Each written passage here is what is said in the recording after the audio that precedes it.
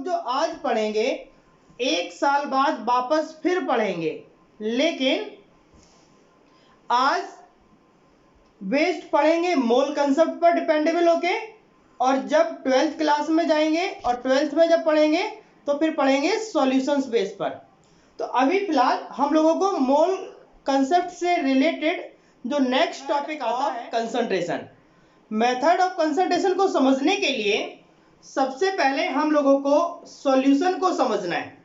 Means मैं आपको लिख देता हूं, if we will say about method of concentration, method of concentration.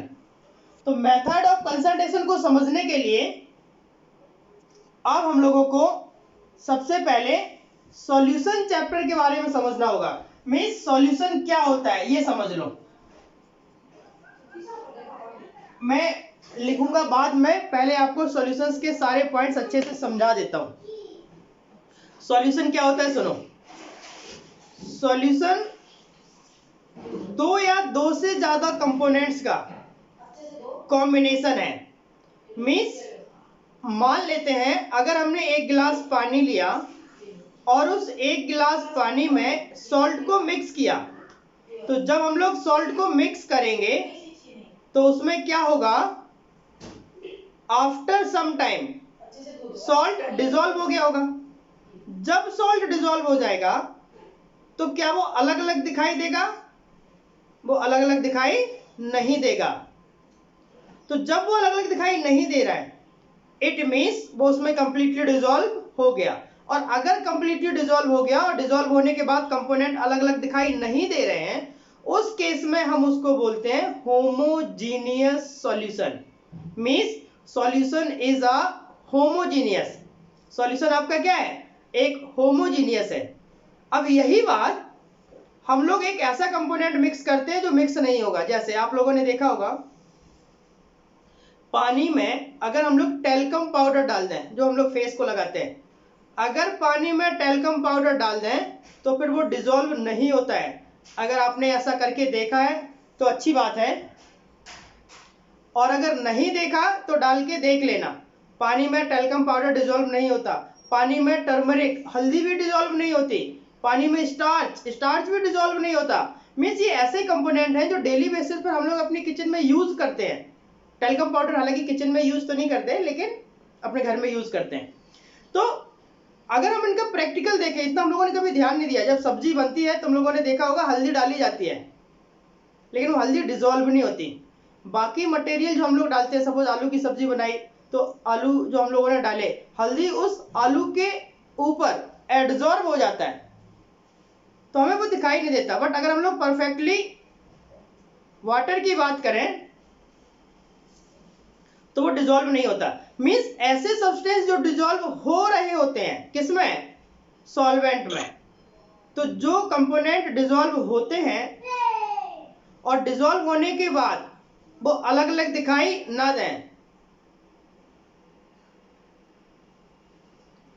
तो फिर वो क्या कहलाएगा? Homogeneous solution.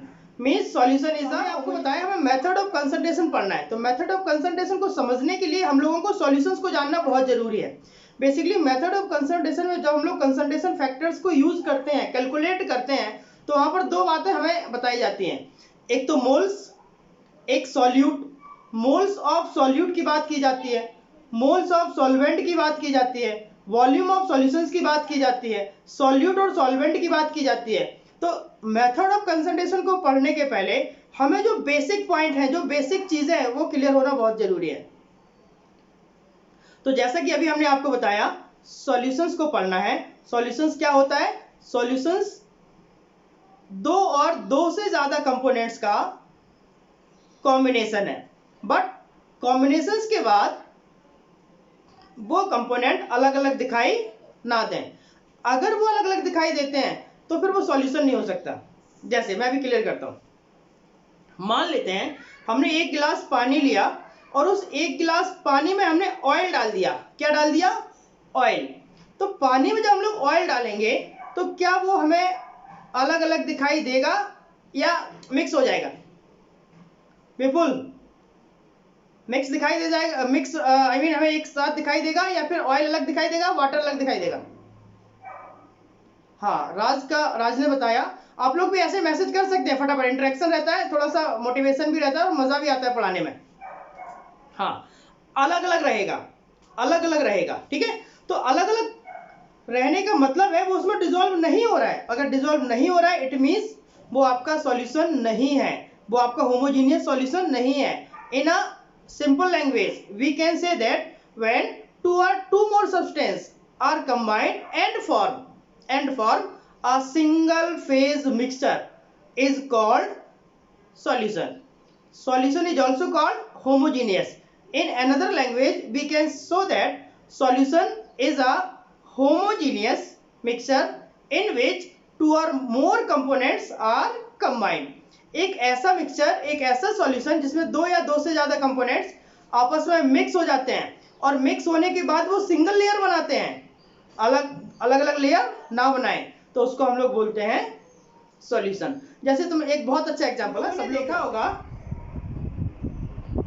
कि जब हम लोग अपने हैंड वॉश करते हैं और पानी में जब हम साबुन को धुलते हैं तो वो सोप पानी में डिसॉल्व नहीं होता, बल्कि पानी की लेयर के ऊपर एक वो सोप की लेयर आ जाती है। आती है? नहीं आती है। अगर हम उसको ऐसे ऐसे सेक करें, तो वो पानी में पूरे सोप के पार्टिकल्स डिसॉल्व होना शुरू हो जाएंगे। लेकिन हम 10 मिनट रुक जाएं, अगर हम 10 मिनट रुक जाते हैं तो वो पार्टिकल फिर से लेयर के ऊपर आ जाते हैं। अगर मान लो डिसॉल्व नहीं हो पाया, पार्टिकल्स हैवी है, तो वो नीचे जाके सेटल डाउन हो जाएगा, लेकिन पानी में डिसॉल्व नहीं होगा। इसका मतलब क्या है? वो भी आपका सॉल्यूशन नहीं है, वो आपका मिक्सचर है। कौन सा मिक्सचर है? वो आपका हेट्रोजीनियस मिक्सचर है। मींस सॉल्यूशन क्या है? एक होमोजीनियस मिक्सचर है, समझो। तो अब हम इसको अगर नोट करना चाहें तो किस तरीके से लिखेंगे? सब्सक्राइब कीजिए हमारे चैनल को और दबाइए बेल आइकन को, जिससे हमारी केमिस्ट्री की अच्छी अच्छी वीडियो आपको मिल पाए। When two or more components are combined and form single phase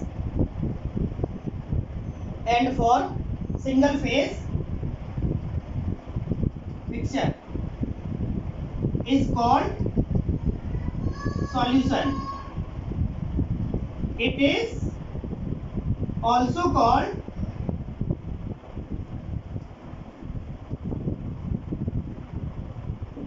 homogeneous solution, और इसी को हम लोग होमोजीनियस सॉल्यूशन भी कहते हैं। सॉल्यूशंस एक होमोजीनियस मिक्सचर है और इसी को हम लोग कंपोनेंट के बेस पर स्टडी करते हैं। तो देखो जरा, हमने यहाँ पर डेफिनेशन में भी लिखा है सॉल्यूशंस दो या दो से ज्यादा कंपोनेंट्स का कॉम्बिनेशन है।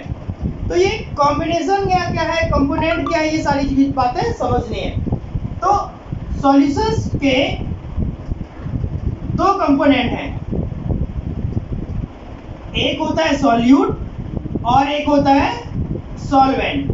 हालांकि आप सभी लोगों ने ये 9th क्लास में पढ़ा होगा कि सॉल्यूट क्या होता है, सॉल्वेंट क्या होता है। फिर भी हम लोग एक बेसिक लेवल पर, एक कैचिंग पावर की बेसिस पर इन चीजों को वापस रिवाइज कर लेते हैं। तो देखो जरा, जब हम लोग सॉल्यूट की बात करते हैं, एक मिनट मैं इसको रब कर देता हूं।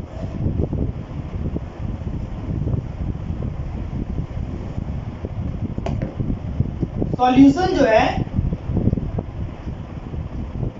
दो कंपोनेंट्स का कॉम्बिनेशन है, जिसमें एक सॉल्यूट माना जाता है और एक सॉल्वेंट माना जाता है। तो जो सॉल्यूट होता है वो डिसॉल्व होता है और जो सॉल्वेंट होता है उसमें डिसॉल्व होता है। मतलब इन दोनों बातों का मतलब क्या है? जो डिसॉल्व हो वो सॉल्यूट, जिसमें डिसॉल्व हो वो सॉल्वेंट। अब इसको हम लोग एक प्रैक्टिकली एग्जांपल के थ्रू डिस्कस करते हैं। मान लेते हैं हमारे पास क्या है, हमारे पास 1 गिलास पानी है और हमने उसमें 1 स्पून शुगर को मिक्स किया। 1 गिलास पानी में 1 चम्मच शुगर को जब हम मिक्स करेंगे क्या डिजॉल्व होगा? हाँ होगा। कौन डिजॉल्व होगा? शुगर डिजॉल्व होगा कि पानी डिजॉल्व होगा? शुगर डिजॉल्व होगा। तो जो डिजॉल्व हो रहा है वो सॉल्यूट, जिसमें डिजॉल्व हो रहा है वो सॉल्वेंट। मतलब शुगर डिजॉल्व हो रहा है तो सॉल्यूट हो गया, पानी में डिजॉल्व हो रहा है तो सॉल्वेंट हो गया। अब केमिस्ट्री में बहुत सारी चीज़ों को अलग अलग तरीके से डिफाइन किया। मैं आपको एक छोटा सा क्वेश्चन पूछता हूँ। अगर मान लेते हैं हम लोग अमाउंट के बेस पर डिस्कस करते हैं तो वाटर का अमाउंट बहुत ज़्यादा है एज कंपेयर टू शुगर, तो जो कम अमाउंट होगा उसको सॉल्यूट बोलेंगे और जो ज़्यादा अमाउंट होगा उसको सॉल्वेंट बोलेंगे। सिंपल। लेकिन हम लोग अब एग्जाम्पल चेंज कर देते हैं, समझना ध्यान से। हम लोग एक एग्जाम्पल चेंज करते हैं। अब मैंने बोला 1 चम्मच पानी ले लो और 1 गिलास शुगर ले लो। समझना ध्यान से, 1 चम्मच पानी ले लो और 1 गिलास शुगर ले लो, उल्टा कर दिया। तो फिर सॉल्यूट और सॉल्वेंट क्या होगा? अब समझो यहाँ पॉइंट समझने वाला क्या है। सॉल्यूट और सॉल्वेंट का डिस्कशन हम लोग सॉल्यूशन में कर रहे हैं, ना कि देखो हम लोग बात सॉल्यूशंस में कर रहे हैं कि सॉल्यूट क्या है सॉल्वेंट क्या है। अगर हमने जब 1 गिलास पानी लिया और उसमें 1 चम्मच शुगर डाला तो शुगर सॉल्यूट हो गया और वो 1 गिलास पानी सॉल्वेंट। लेकिन हमने कंसेप्ट को उल्टा कर दिया। अब हमने 1 चम्मच पानी ले लिया और 1 गिलास शुगर ले लिया और दोनों को मिक्स किया। तो एक चीज़ समझ लो, वहाँ पर सॉल्यूट और सॉल्वेंट को डिफाइन करना पॉसिबल ही नहीं है। क्यों पॉसिबल नहीं है? क्योंकि वो सॉल्यूशन नहीं बनेगा। बताओ, 1 गिलास शुगर लिया और उसमें 1 चम्मच पानी डाल दो, 1 नहीं आप 4 डाल दो, क्या वो सॉल्यूशन बनेगा? नहीं बनेगा। और अगर सॉल्यूशन नहीं बनेगा तो आप डिफाइन ही नहीं कर पाएंगे सॉल्यूट और सॉल्वेंट क्या है। तो इस बात का भी ध्यान रखना होता है कि सॉल्यूशन बन रहा है कि नहीं बन रहा है। ठीक है। अब एक बहुत अच्छा एग्जांपल आप सबके दिमाग में आएगा। हमने क्या किया, आधा लीटर पानी ले लिया और आधा लीटर मिल्क ले लिया। समझना ध्यान से, हाँ बहुत अच्छा क्वेश्चन है। आधा गिलास पानी लिया और आधा गिलास मिल्क लिया, दोनों का अमाउंट बराबर है। दोनों का अमाउंट क्या है? बराबर। अब उस केस में सॉल्यूट और सॉल्वेंट को कैसे डिफाइन करेंगे? दोनों का अमाउंट बराबर है, दोनों एक दूसरे में डिसॉल्व हो जाते हैं। पानी में दूध मिलाओगे, मिलेगा कि नहीं? मिक्स होगा। अगर हम पानी में दूध मिलाएं मिक्स होगा, हाँ या ना? आधा लीटर पानी में आधा लीटर मिल्क मिलाया, आप मिल्क में पानी मिलाओ या पानी में मिल्क मिलाओ, कोई फर्क पड़ने वाला नहीं है। आफ्टर डिसोल्यूशन वो एक जैसे ही दिखाई देंगे, अलग अलग दिखाई नहीं देंगे। समझ रहे बात को? तो उस केस में सॉल्यूट और सॉल्वेंट का पता लगाना थोड़ा सा हम लोगों के लिए इम्पॉसिबल हो जाता है, लेकिन थोड़ा सा हम लोग बता सकते हैं। कैसे बता सकते हैं? देखो, सॉल्यूट और सॉल्वेंट की डेफिनेशंस के अलावा एक पॉइंट और आता है जिसको बोलते हैं कंसंट्रेशन। क्या बोलते हैं? कंसंट्रेशन। कंसंट्रेशन का मतलब होता है गाढ़ा होना और डाइल्यूट का मतलब होता है पतला होना। ठीक है। तो जब दोनों कंपोनेंट लिक्विड हो और दोनों का अमाउंट बराबर हो तो आपको ये देखना है कि किसकी कंसंट्रेशन ज़्यादा है। जो कंपोनेंट का कंसंट्रेशन ज़्यादा होगा वो कंपोनेंट आपका सॉल्यूट होगा और जिस कंपोनेंट की कंसंट्रेशन कम होगी, आई मीन डाइल्यूट होगा, वो आपका सॉल्वेंट होगा।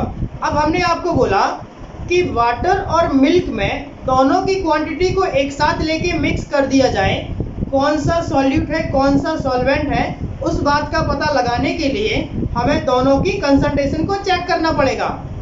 और हम लोग जानते हैं मिल्क की कंसंट्रेशन ज़्यादा होती है एज कम्पेयर टू वाटर। तो मिल्क क्या हो गया? सॉल्यूट और वाटर क्या हो गया? सॉल्वेंट। अब यहाँ एक लाइन और आती है, वो भी सुन लो। Water is a universal solvent.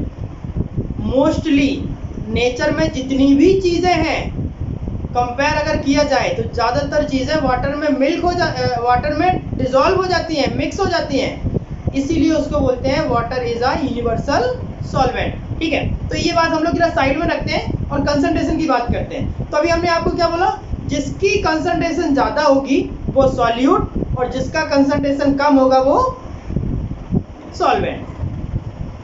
तो मिल्क की कंसंट्रेशन ज़्यादा होती है तो सॉल्यूट हो गया, और वाटर की कंसंट्रेशन कम होगी तो सॉल्वेंट हो गया। अब ये कंसंट्रेशन का लफड़ा क्या है ना, अब कंसंट्रेशन भी समझ ही लेते हैं। कंसंट्रेशन का मतलब जैसे मैंने आपको बोला सिंपल लैंग्वेज में, अपने देहाती लैंग्वेज में, आई मीन घर की लैंग्वेज में, कंसंट्रेशन का मतलब होता है गाढ़ा होना। अब गाढ़ा का मतलब क्या, जैसे आप लोग अभी समझ जाएंगे। हमने आपको मिल्क दे दिया और हमने आपको हनी दे दी, तो कौन सा ज़्यादा कंसंट्रेटेड है, आई मीन गाढ़ा कौन सा है, हनी। हनी ज़्यादा गाढ़ी है, इसका मतलब क्या है, कंसंट्रेशन किसकी ज़्यादा है, हनी की। अब देखना यहाँ पर एक एग्जांपल और बन गया। अगर हनी और वाटर को मिक्स कर दें, अगर हनी और वाटर को मिक्स कर दें तो फिर अब सॉल्यूट क्या होगा, अब सॉल्यूट हनी होगी और सॉल्वेंट वाटर होगा। अगर हम मिल्क और हनी को मिक्स कर दें तो हनी की कंसंट्रेशन तो ऑलवेज मिल्क से भी ज़्यादा होती है कि नहीं। तो हनी क्या हो जाएगा, सॉल्यूट, और मिल्क क्या हो जाएगा, सॉल्वेंट।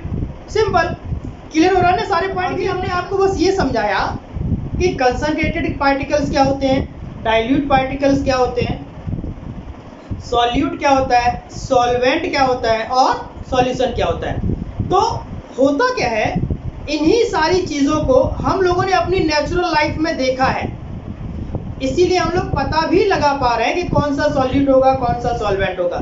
लेकिन अगर हम आपको बोल दें एक जार में बेरियम सल्फेट का सॉल्यूशन रखा है और दूसरे जार में सल्फ्यूरिक एसिड रखा है, आप बताओ कि कौन सा सॉल्यूट के जैसे यूज होगा, कौन सा सॉल्वेंट के जैसे यूज होगा after mixing in a solution. तो हम लोगों के लिए बता पाना थोड़ा सा टफ है। क्यों टफ है, क्योंकि हम लोगों ने बेरियम सल्फेट भी नहीं देखा, सल्फ्यूरिक एसिड तो हम लोगों को वैसे ही लोग मना करते हैं कि टच नहीं करना, बहुत सारी चीज़ें, तो हमने उनको अपनी नेचुरल लाइफ में नहीं देखा। और जब नेचुरल लाइफ में नहीं देखा तो आप सॉल्यूट सॉल्वेंट को कैसे पता कर पाएंगे। बेसिकली केमिस्ट्री में तो केमिकल की बात की जाएगी ना। तो जब इस तरीके के कोई भी क्वेश्चन आता है तो वहाँ पर सॉल्यूट सॉल्वेंट का पता लगाने के लिए आपको कंसंट्रेशन का पता होना बहुत ज़रूरी है। और कंसंट्रेशन का पता ऐसे नहीं लगता है, कंसंट्रेशन का पता अमाउंट के ऊपर, वॉल्यूम के ऊपर डिपेंडेबल है, डेंसिटी के ऊपर डिपेंडेबल है। वो एक न्यूमेरिकल कंसेप्ट है, वो हम लोगों को डिस्कस करना है। तो अभी हमने बस आपको ओरली समझाया कि सॉल्यूट क्या होता है, सॉल्वेंट क्या होता है, सॉल्यूशंस क्या होता है, कंसंट्रेशन क्या होता है, डाइल्यूट क्या होता है, ये सारे पॉइंट क्लियर हो गए।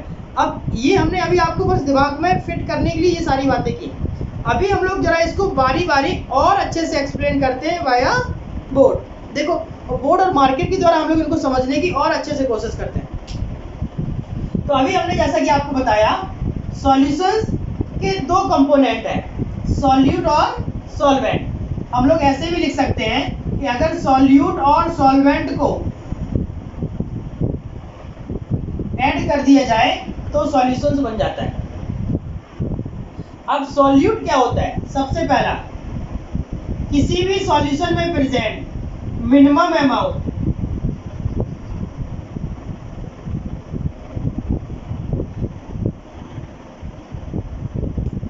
अगर एक ऐसा कंपोनेंट जिसका अमाउंट सॉल्यूशन में कम है उसको हम लोग सॉल्यूट कहते हैं, और जिसका अमाउंट ज़्यादा है उसको हम लोग सॉल्वेंट बोलते हैं, मैक्सिमम अमाउंट। तो हम लोग ऐसे भी लिख सकते हैं the minimum amount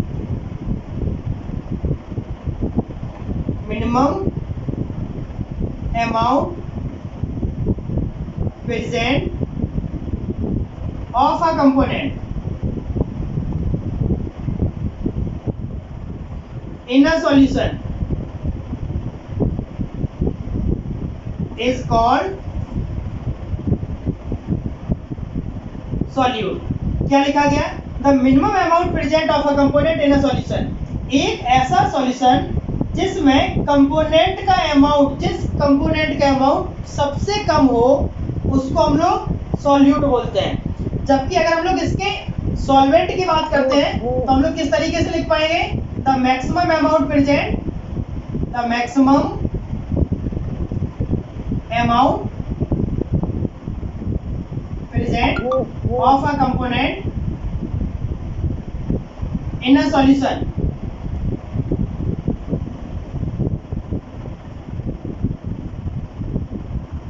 is called solvent। तो ये तो हमने मिनिमम और मैक्सिमम अमाउंट के बेस पर बात की।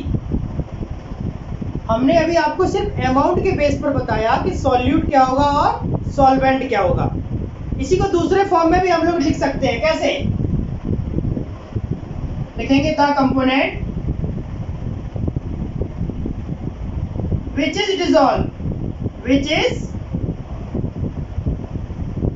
dissolved in another component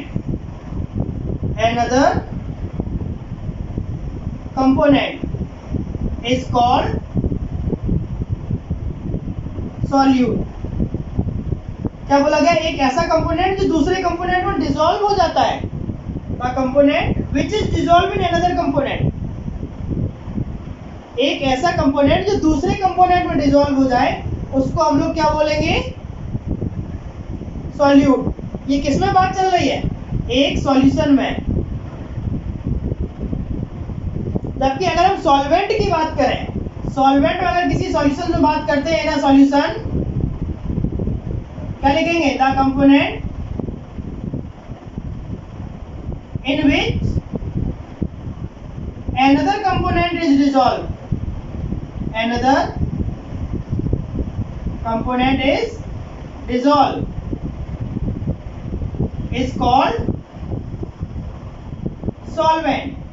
यहां पर हमने डेफिनेशन में लिखा, एक ऐसा कंपोनेंट जो डिसॉल्व होता है वो क्या है, सॉल्यूट, और जिसमें डिसॉल्व होता है वो क्या है, सॉल्वेंट। ये तो डिसॉल्यूशन का फैक्टर हो गया, ठीक है। लेकिन अभी हमने इसी के आपको दूसरा एग्जांपल भी दिया था। एक ऐसा भी एग्जांपल होगा जो दोनों एक दूसरे में डिसॉल्व हो जाते हैं। जैसे अगर हम लोग, सुनो ध्यान से, अभी हम लोग कंपेयर कर लेते हैं एग्जांपल के थ्रू। पानी में जब हम लोग शुगर मिक्स करते हैं, है ना, तो जब हम लोग पानी में शुगर मिक्स करेंगे तो कौन डिसॉल्व होगा, पानी डिसॉल्व होगा कि शुगर डिसॉल्व होगा, शुगर डिसॉल्व होगा। तो जो डिसॉल्व हो रहा है मतलब सॉल्यूट, जिसमें डिसॉल्व हो रहा है, अब वो शुगर किस में डिसॉल्व हो रहा है, पानी में, तो पानी क्या हो गया, सॉल्वेंट। ये तो हो गई डिसॉल्यूशंस की बात। अब बारी आती है उनकी अमाउंट की। जब शुगर को मिक्स करेंगे, ऑब्वियसली शुगर का अमाउंट कम होगा, पानी का अमाउंट ज़्यादा होगा, तभी सॉल्यूशन बनाएगा। तो शुगर क्या हुआ, सॉल्यूट, और पानी क्या हो गया, सॉल्वेंट। अब शुगर और वाटर इसलिए बार बार बोल रहे हैं बिकॉज ये हम लोगों घरों में हम लोग रोज यूज करते हैं, है ना, तो अच्छे से दिमाग में क्लिक हो जाएगा। दूसरा, केमिस्ट्री में बहुत सारे ऐसे एग्जांपल हैं वो कंपाउंड के बेस पर है ना, तो हम लोग वो भी अभी आगे पढ़ेंगे। तो यहाँ पर हम लोगों ने बस सॉल्यूट और सॉल्वेंट को क्लियर किया कि सॉल्यूट कैसे डिफाइन होगा और सॉल्वेंट कैसे डिफाइन होगा। देख लो, अगर हम लोग एग्जांपल के तौर पे बात करेंगे,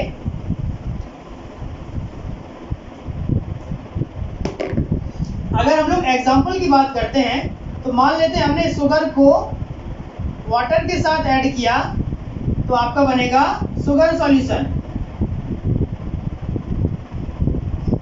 तो जब ये शुगर सॉल्यूशन बना तो ये जो शुगर होगा दैट इज सॉल्यूट, और वाटर क्या होगा,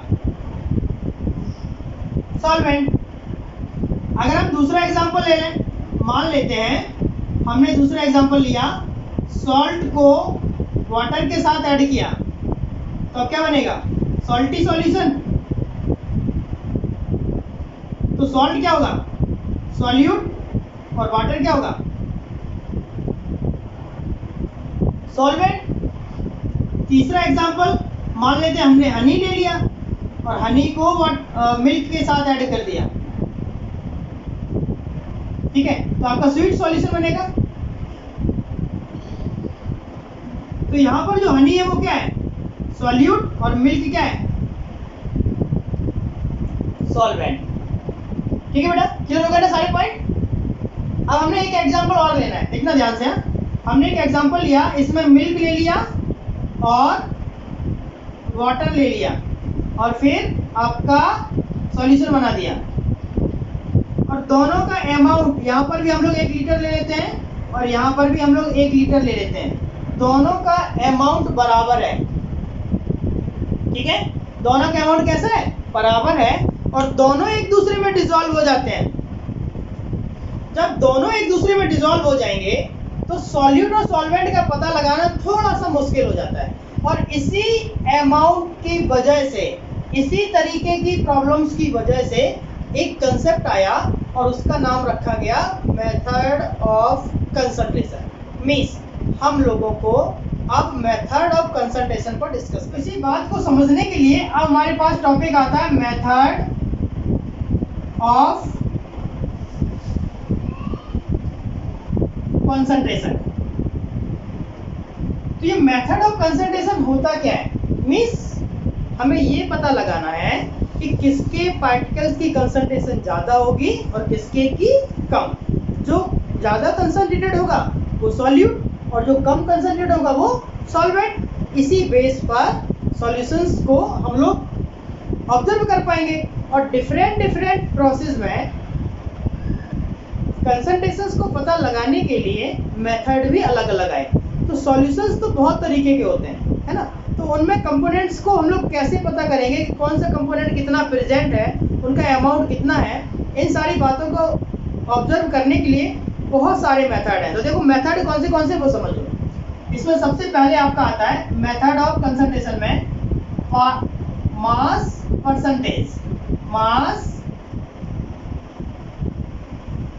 परसेंटेज।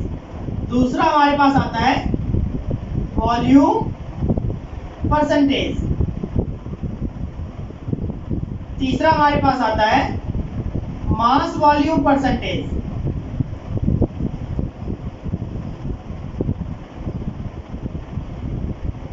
नेक्स्ट हमारे पास आता है पार्ट्स पर मिलियन।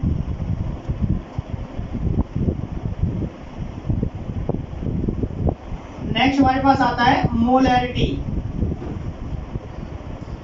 नेक्स्ट आपका आएगा मोलैलिटी। नेक्स्ट आपका आता है नॉर्मेलिटी। नेक्स्ट आपका आएगा मोल फ्रैक्शन, और लास्ट में आपका आता है फॉर्मेलिटी। ठीक है, अब चलो देखो, अब इनका कुछ रिप्रेजेंटेशन देख लेते हैं। जब मास परसेंटेज की बात करते हैं तो इसको small w by capital W से रिप्रेजेंट करते हैं। जब वॉल्यूम परसेंटेज की बात की जाती है तो small v by capital V की बात की जाती है। जब पार्ट्स पर मिलियन की बात करते हैं तो इसको ppm से रिप्रेजेंट करते हैं। जब पार्ट्स पर मिलियन को ppm से रिप्रेजेंट करते हैं। जब मास और वॉल्यूम की बात करते हैं तो इसको w बाई v से रिप्रेजेंट करते हैं, और जो मोलैरिटी होता है इसको कैपिटल M से रिप्रेजेंट करेंगे। सिमिलरली मोलैरिटी को स्मॉल m से, इसमें देखो बेटा इधर समझ लो, फिर से ध्यान दो, इन दोनों पॉइंट्स में बहुत सारे बच्चे कंफ्यूज होते हैं। तो मोलैरिटी और मोलैलिटी दोनों बातें सेम है ना। तो जब हम लोग इसकी स्पेलिंग में देखेंगे, यहाँ पर LAR लिखा है, यहाँ पर LAL लिखा है। आई मीन जब वर्डिंग की रिपीटिशन हो जाए तो रिप्रेजेंटेशन स्मॉल m है।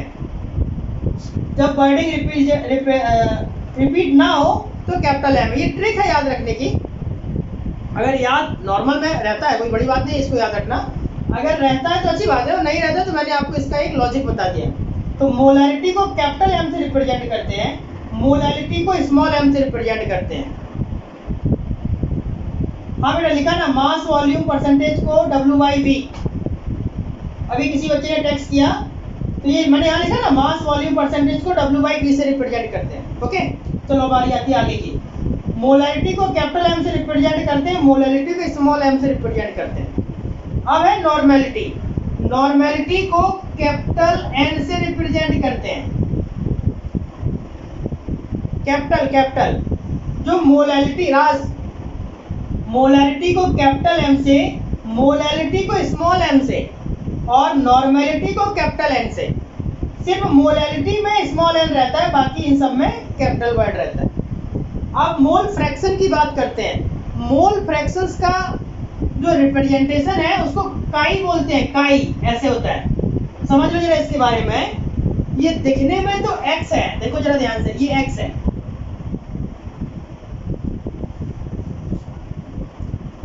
विपुल बेटा 4 नंबर में लिखा है पार्ट्स पर मिलियन, मतलब ppm। ठीक है, चलो अब आगे मोल फ्रैक्शन की बात कर रहे थे। मोल फ्रैक्शन को हम लोग काई से रिप्रेजेंट करते हैं। ये काई दिखने में तो एक्स जैसा है, लेकिन बेसिकली ये एक्स होता नहीं है। हाँ समझ लो, ये बनता क्या, इसका साइन बहुत इंपॉर्टेंट है। नॉर्मली हम लोग एक्स बना के छोड़ देते हैं, लेकिन ये एक्स नहीं है। एक्स ऐसे बनता है, ये हो गया आपका एक्स।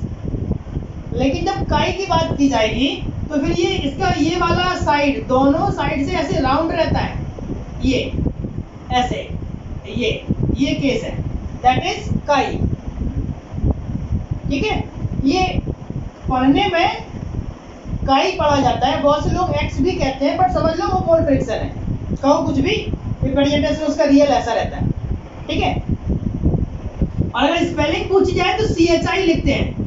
अपनी लैंग्वेज में पढ़ेंगे तो ची है ना, बट वो ची नहीं है, काई है। नेक्स्ट फॉर्मेलिटी की बात करेंगे।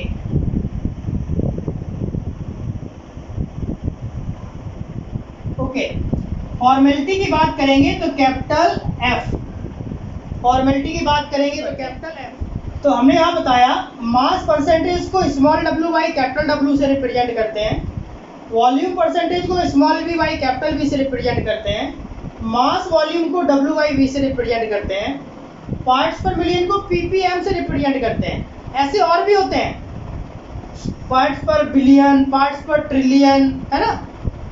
ये हार्डनेस ऑफ वाटर में ये कंसेप्ट यूज किया जाता है, अभी हम लोग बात करेंगे इस पर भी। तो जब पार्ट्स पर बिलियन होगा तो ppb हो जाएगा, पार्ट्स पर ट्रिलियन होगा तो ppt हो जाएगा ना। ठीक है, उसी तरीके से चेंज हो जाता है, लेकिन हम लोगों को फिलहाल पार्ट्स पर मिलियन का ज़्यादा यूज आता है, तो हम लोग उस पर बात करेंगे। सिलेबस के अकॉर्डिंग भी यही बात होगी। मोलैरिटी को कैपिटल M से रिप्रेजेंट करते हैं, मोलैलिटी को स्मॉल m से रिप्रेजेंट करेंगे, नॉर्मेलिटी को कैपिटल M से रिप्रेजेंट करेंगे, मोल फ्रैक्शन को काई से रिप्रेजेंट करेंगे और फॉर्मेलिटी को कैपिटल F से रिप्रेजेंट करेंगे। अब इन सारी बातों को समझने के लिए हम लोगों को मास परसेंटेज से शुरुआत करनी है ना। तो मास परसेंटेज को पहले हम लोग समझ लेते हैं, फिर इसके न्यूमेरिकल भी करेंगे। देखो जरा, सबसे पहले हमारे पास आता है मास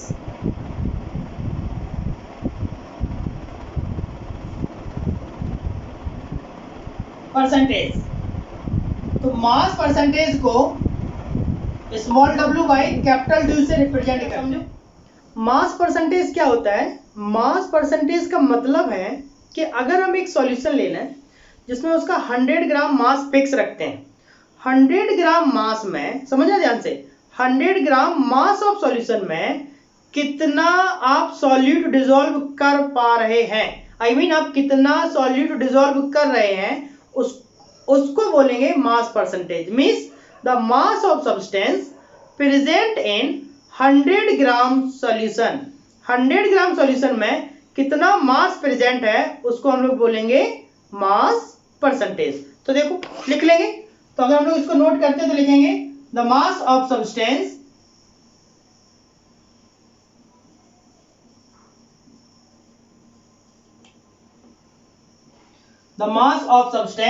dissolve in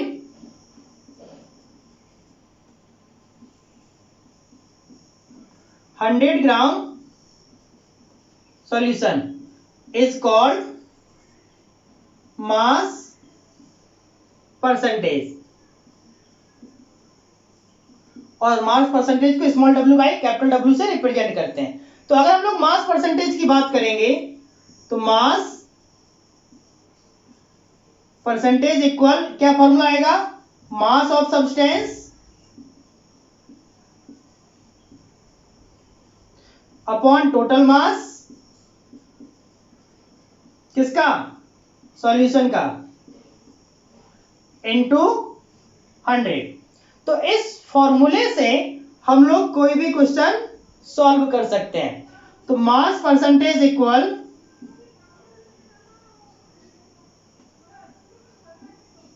ऐसे भी लिख सकते हैं, small w by capital W into 100।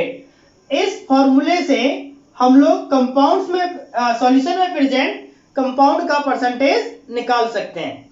तो देखो इस फॉर्मूले पर बेस होके हम लोग कुछ न्यूमेरिकल करते हैं। ठीक है बेटा, मैं इसकी डेफिनेशन को रफ कर देता हूँ और उसकी जगह हम लोग एक क्वेश्चन लिखते हैं। मास परसेंटेज का फॉर्मूला होगा mass of substance upon total mass of solution into 100। अभी मास ऑफ सब्सटेंस मतलब कौन सा, जो सब्सटेंस डिसॉल्व हो रहा है, मास ऑफ सब्सटेंस। तो अभी हम लोगों ने इसके बारे में बात कर रहे हैं। मैं ये लिस्ट रब कर देता हूं तो थोड़ा सा इस जगह मिल जाएगी।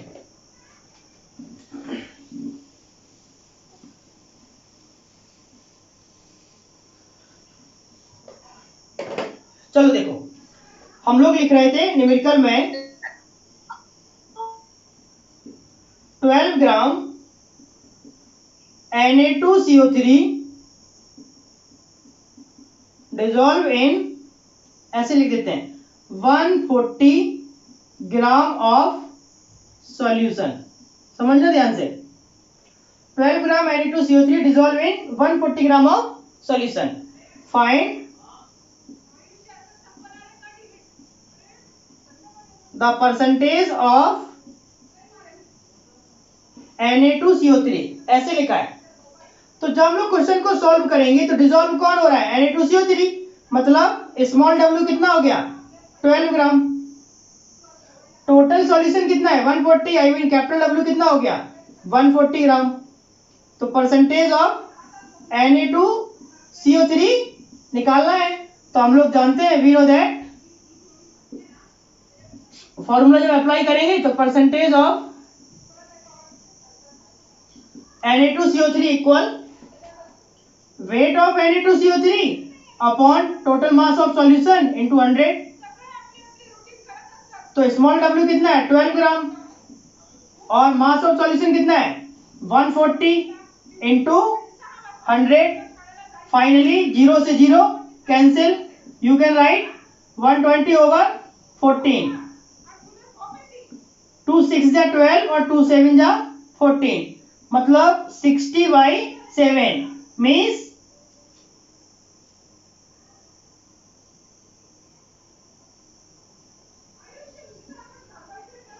8 ठीक है 8.5। ये आपका Na2CO3 का परसेंटेज आया। तो ये क्वेश्चन समझ आ गया बेटा अच्छे से। अब मैं इसी क्वेश्चन में कुछ चेंजिंग करने जा रहा हूँ, इसी क्वेश्चन में चेंजिंग करूंगा। अब अगर हम लोग इसी क्वेश्चन में चेंजिंग करना है, हमें चेंजिंग बहुत ज्यादा नहीं करनी है, थोड़ी सी चेंजिंग करनी है। देखना ध्यान से, 12 ग्राम Na2CO3 dissolve in 140 gram of, हमने क्या करना है, इस सॉल्यूशंस को हटा देना है। ठीक है, सॉल्यूशंस को मैंने कट कर दिया और सॉल्यूशंस की जगह हमने लिख दिया H2O। बस सिर्फ इतना सा क्वेश्चन का हमने चेंजिंग किया, बट कैलकुलेशन में बहुत कुछ चेंज होने वाला है। कैसे, अब देखो जरा, जब हम लोग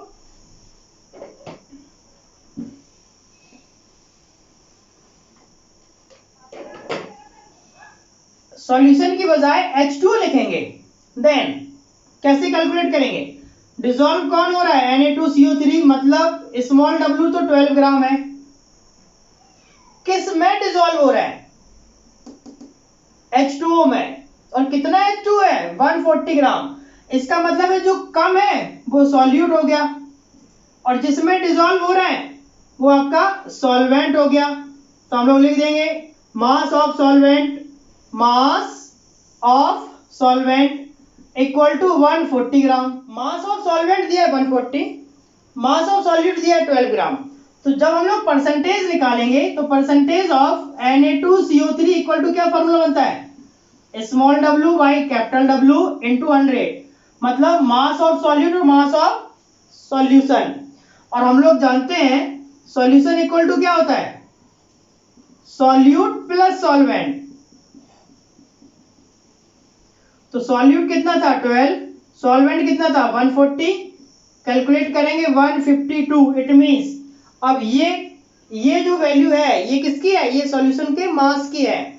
तो जब हम लोग परसेंटेज निकालेंगे तो स्मॉल w कितना हो गया 12 और टोटल w कितना हो जाएगा 152 इंटू 100, फाइनली 1200 ओवर 152 और कैलकुलेशन करके आंसर।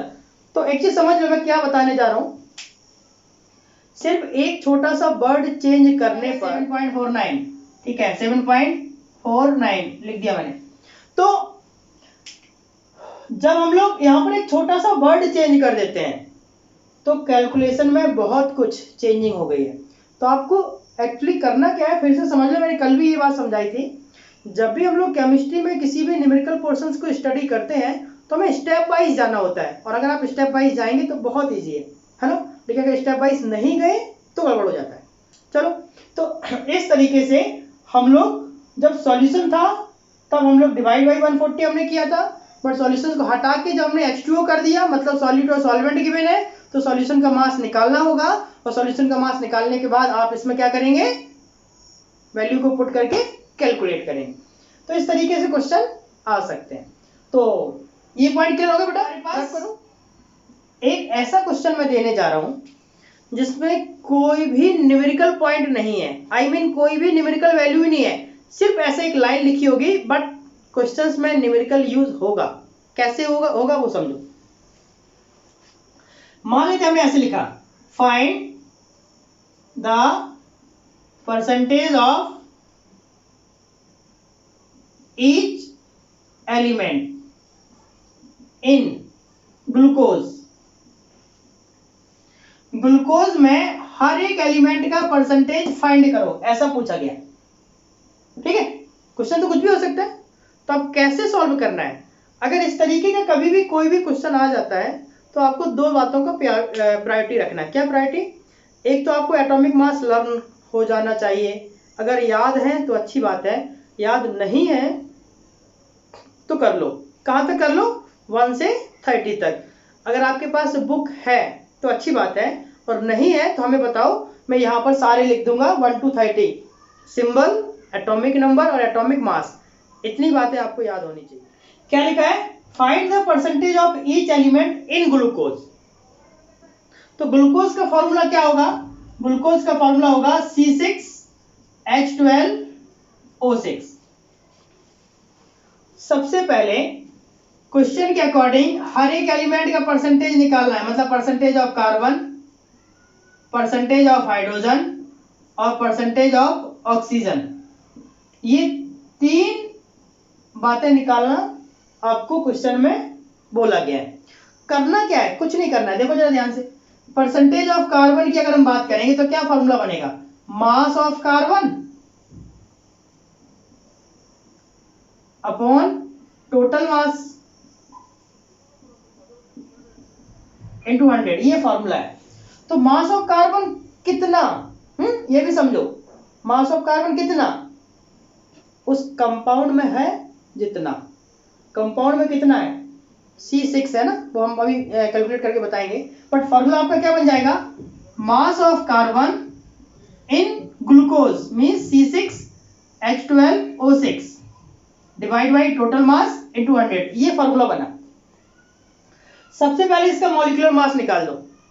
आपको याद है तो अच्छी बात है, अदरवाइज नहीं याद है तो मैं बता देता हूं। इसका मॉलिक्यूलर मास 180 निकलता है।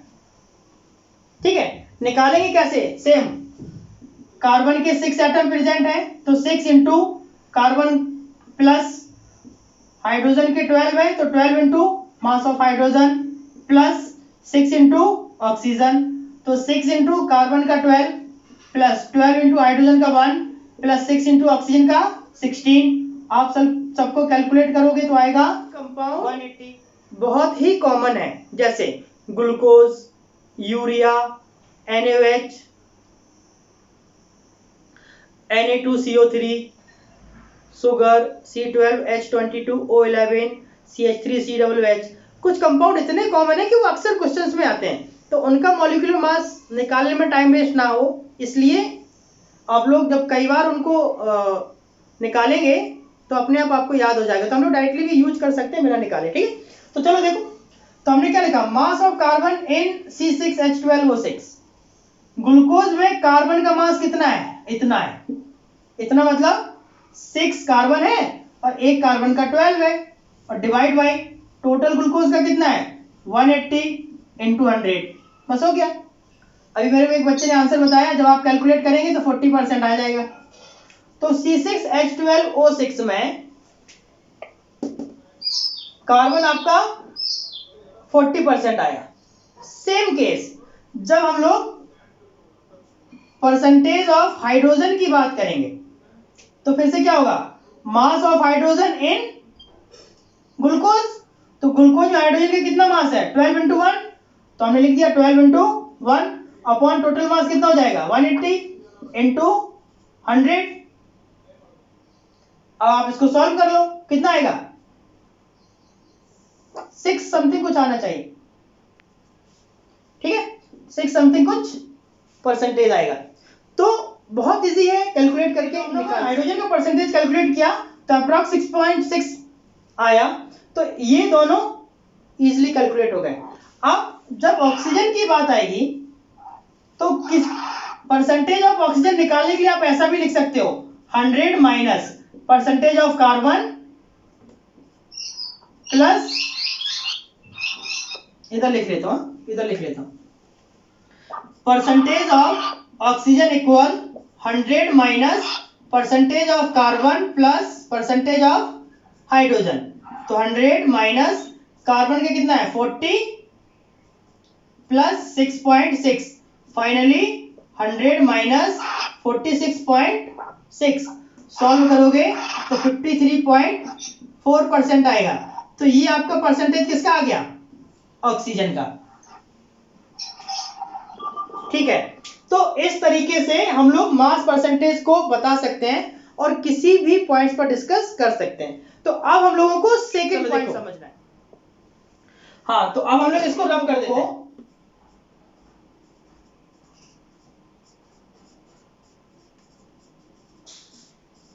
वॉल्यूम परसेंटेज की बात, वॉल्यूम परसेंटेज को हम लोग small V by capital V से रिप्रेजेंट करते हैं। जैसे फिर से समझ लो, जब हम लोग मास परसेंटेज की बात कर रहे थे तो 100 ग्राम सॉल्यूशन में कितना कंपोनेंट डिसॉल्व कर पा रहे हैं, that is called mass percentage. Same यही केस, एक फिक्स्ड अमाउंट ऑफ सॉल्यूशन, और वो अमाउंट किस में लेंगे, वॉल्यूम में। जैसे 1 लीटर सॉल्यूशन, आधा litre solution, 5 litre solution. Volume percentage क्या होता है, small V by capital V. इसका मतलब क्या हुआ, जो सब्सटेंस डिसॉल्व कर रहे हैं और particular fix amount of solution में डिसॉल्व कर रहे हैं। मतलब अगर हम लोग वॉल्यूम परसेंटेज की बात करेंगे तो percentage of volume equal to क्या होगा,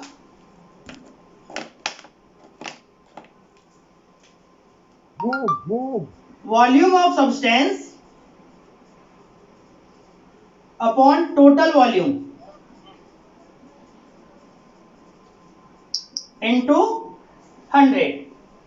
इसका भी अगर हमें डेफिनेशन लिखना हो तो सेम, सेम कैसे, the volume of substance dissolve in 100 ml of solution.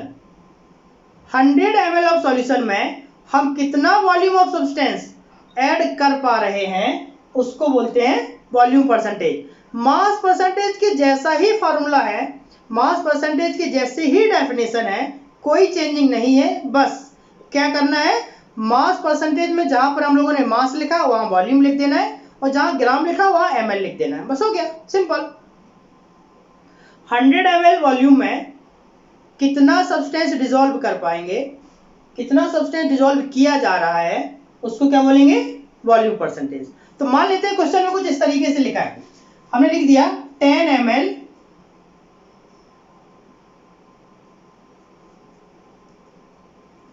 Acetic acid dissolve in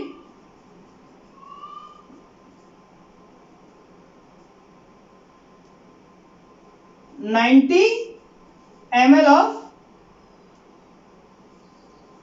H2SO4 ऐसे लिखा है। 10 ml acetic acid dissolve in 90 ml H2SO4। तो लिखेंगे find percentage of acetic acid. Acetic acid का फॉर्मूला होता है CH3COOH।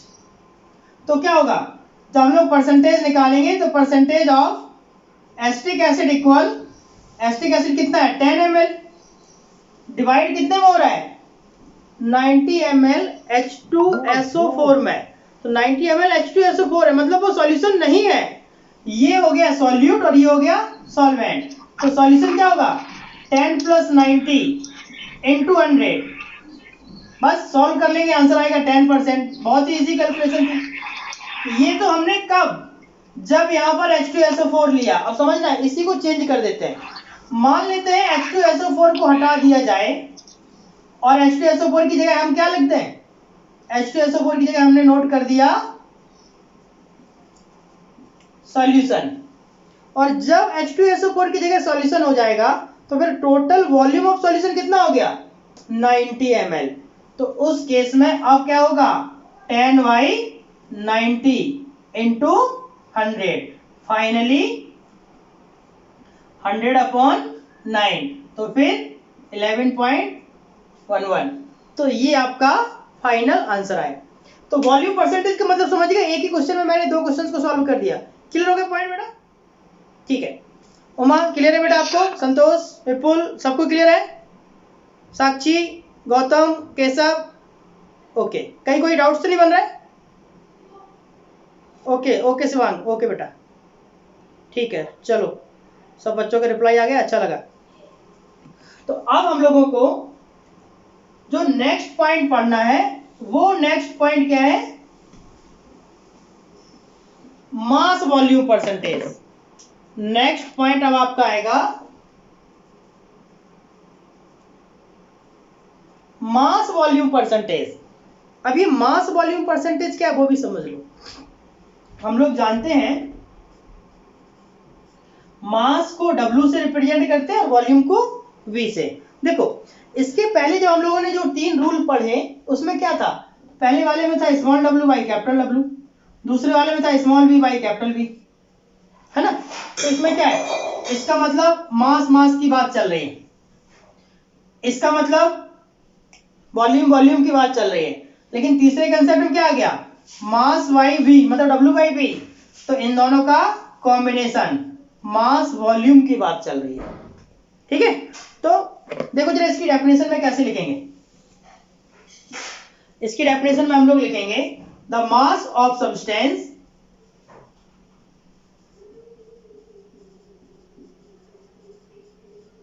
dissolve in,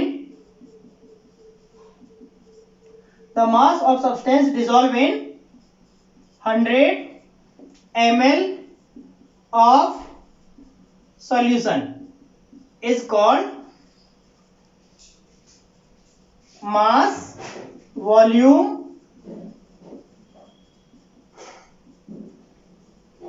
percentage. देखो जरा ध्यान से, सब्सटेंस का वैल्यू किस में लिया है, मास में, और सॉल्यूशन किस में है, वॉल्यूम में। तो बन गया ना मास वॉल्यूम। तो अगर हम लोग फॉर्मूले की बात करते हैं तो मास वॉल्यूम परसेंटेज इक्वल क्या बनेगा, mass of substance divided by volume of solution multiply by 100। Simple, बहुत इजी ये चीज है, बहुत टफ नहीं है। अब मैं एक क्वेश्चन लिखता हूं, वो क्वेश्चन आप लोग सॉल्व करके बताइए, कोई भी चेंजिंग नहीं है, फटाफट फॉर्मूले में डाल के वैल्यू को पुट कर देना, आंसर आपको मिल जाएगा। ठीक है, तो क्वेश्चन मैं लिख रहा हूं, आंसर आप लोग बताएंगे, टेक्स्ट करके बता देना, मेरे को दिख जाएगा, या आप बोल भी सकते हो माइक ऑन करके, बट उसके बाद ऑफ कर लेना। तो न्यूमेरिकल में क्या क्वेश्चन हमने डाला,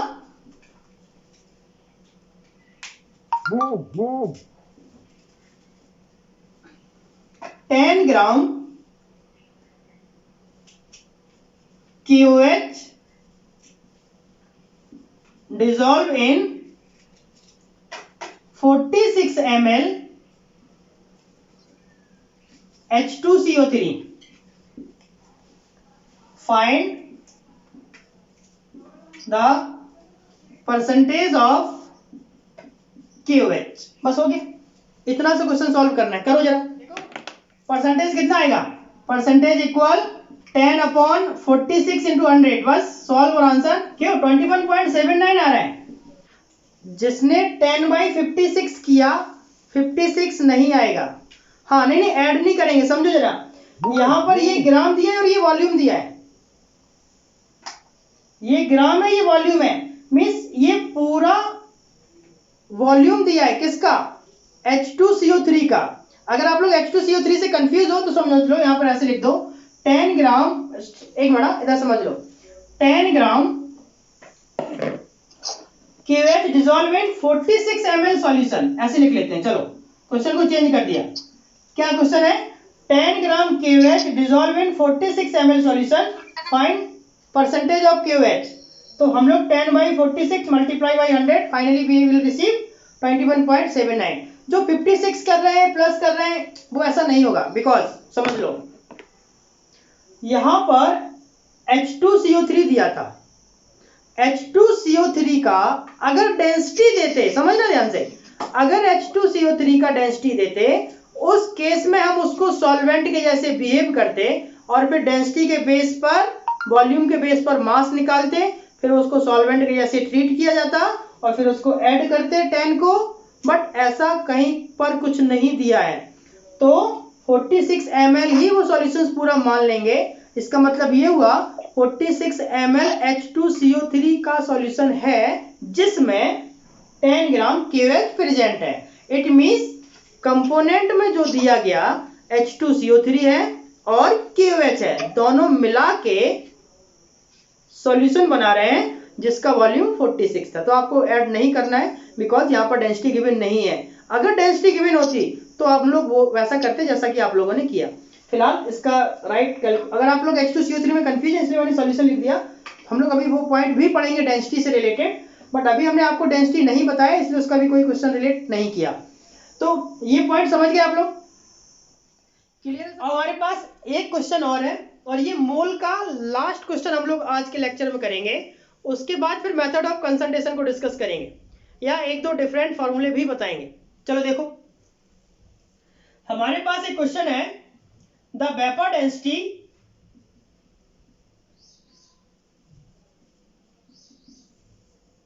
ऑफ अ मिक्सचर कंटेनिंग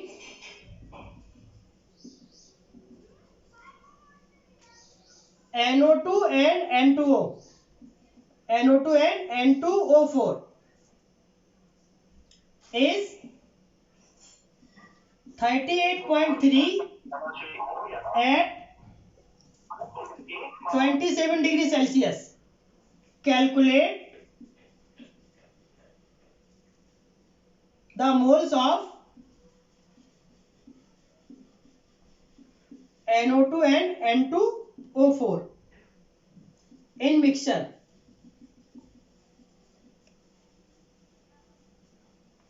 देखो बेटा, क्वेश्चन बहुत इजी है, बस थोड़ा सा दिमाग लगाना है ना। कैसे कैसे दिमाग का यूज करना है,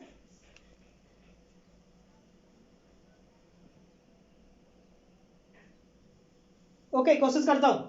चलो देखो क्या लिखा है, the vapour density of a mixture containing NO2 and N2O4 is 38.3 at 27 degree Celsius. Calculate the moles of NO2 and N2O4. Means question ये है कि एक कंटेनर है और इस कंटेनर में दो कंपाउंड है, कौन से, एक आपका है NO2 और एक आपका है N2O4। ये कंपाउंड में चीजें प्रेजेंट है। अब हमारे पास इन्होंने बोला कि ये जो मिक्सचर है इसका वेपर डेंसिटी दिया है, वेपर डेंसिटी कितना दिया है 38.3, ऐसा पूछा गया है। जब वेपर डेंसिटी 38.3 है तो मोल्स बताइए, इन दोनों के मोल्स बताना है, ठीक है बेटा। तो सबसे पहले हम लोगों को इनका रिलेशन निकालना होगा, ठीक है। क्या निकालना होगा? रिलेशन। तो हम लोग एक स्टैंडर्ड मान के चलते हैं। क्या हमने मान लिया कि इस टोटल मिक्सचर का जो मास है, इस टोटल मिक्सचर का जो मास है वो हमने मान लिया, लेट कर लिया, लेट मास कितना है 100 ग्राम, ठीक है। अगर टोटल मिक्सचर का मास 100 ग्राम है तो इसको इजीली सॉल्व कर सकते हैं। कैसे सॉल्व करना है वो समझ लो। एक चीज और, मोल के बारे में बात चल रही है। किसके बारे में बात चल रही है? मोल के बारे में। किसके मोल? मिक्सचर के मोल, ठीक है बेटा। तो देखो जरा, क्वेश्चन समझ गए ना सभी लोग। सबसे पहले जो वेपर डेंसिटी दिया है सॉल्यूशन का, वेपर डेंसिटी के बेस पर हम लोग उसका मॉलिक्यूलर मास निकाल देंगे। क्या निकाल देंगे? Molecular mass. देखो हम लोग जानते हैं, एक फॉर्मूला होता है, हम लोग जानते हैं मॉलिक्यूलर मास इक्वल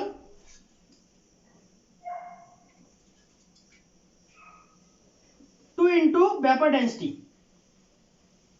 तो 2 इंटू वेपर डेंसिटी कितना है 38.3, तो 3 2 जा 6, 3 8 जा 16, 3 3 जा 6 1 7, 76.6 ये आपका आया मॉलिक्यूलर मास। किसका? सॉल्यूशन का, ठीक है।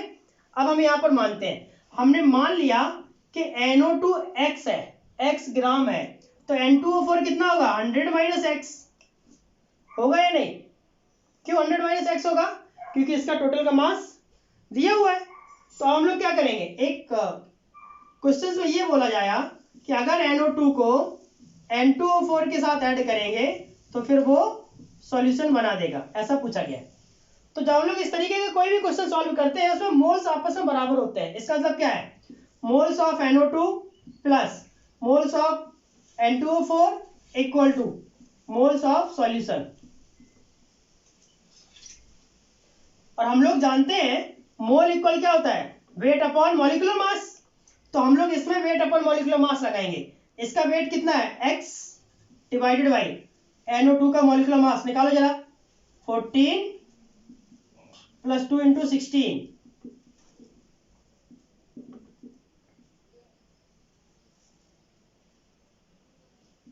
46, तो x अपॉन 46 प्लस N2O4 का मोल्स कितना होगा?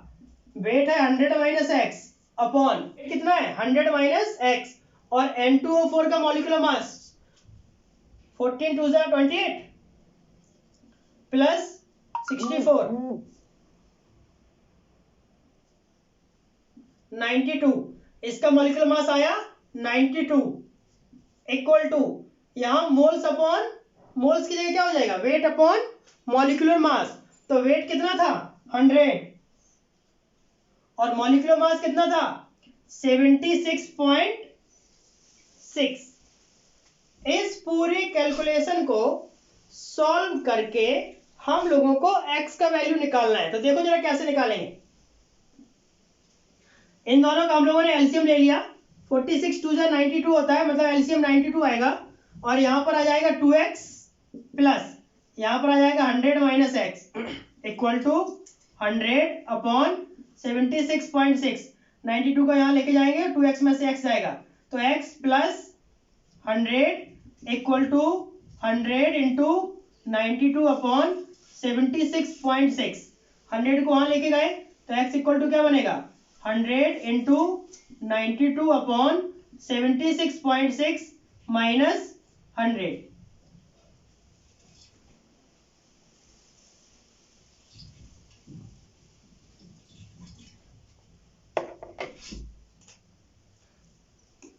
यहां पर आपका आ जाएगा 100। ऐसा करते हैं 100 को कॉमन ले लेते हैं, तो ब्रैकेट में आएगा 92 माइनस 76.6 अपॉन 76.6। तो 100 इंटू 92 वैसे 76.6 जाएगा, कितना आएगा हमारे पास आया 0.20।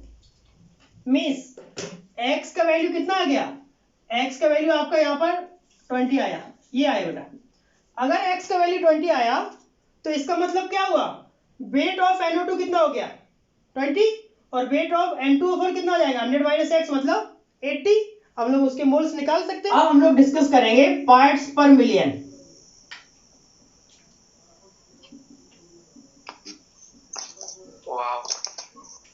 और पार्ट्स पर मिलियन को ppm से ऑफ करते हैं। पार्ट्स पर मिलियन हम लोग अगले लेक्चर में पढ़ेंगे। तो कल का जो लेक्चर होगा पार्ट्स पर मिलियन, मोलैरिटी, नॉर्मलिटी, उसमें बहुत कुछ नया सीखने वाला है। ठीक है, यहाँ से हम लोग कल पढ़ेंगे। उम्मीद है आज तक का आपको सब कुछ समझ गया। कल मिलते हैं और कल ppm से शुरू करेंगे। ठीक है बेटा, डन।